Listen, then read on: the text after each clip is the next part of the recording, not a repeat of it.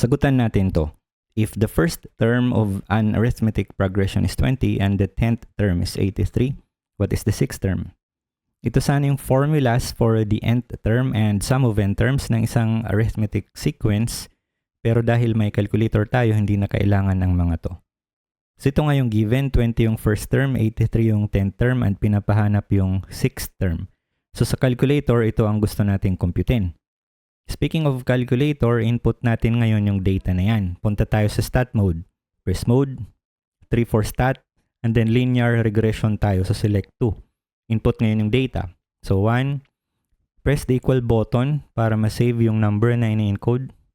Use the arrows to move the cursor. 20 nga yung first term. Press the equal button. 83 yung 10th term. Press the equal button. Ngayon, nasa memory na yung data na yan. Press AC.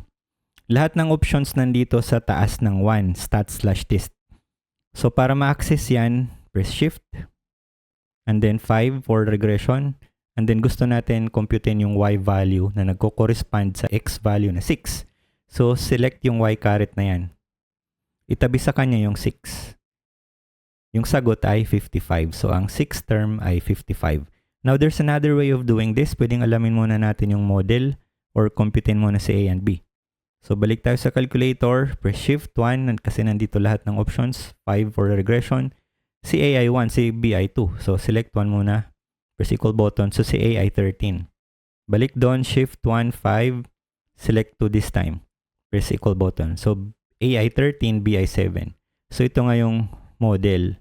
To compute the 6th term, substitute lang dito kay x yung 6.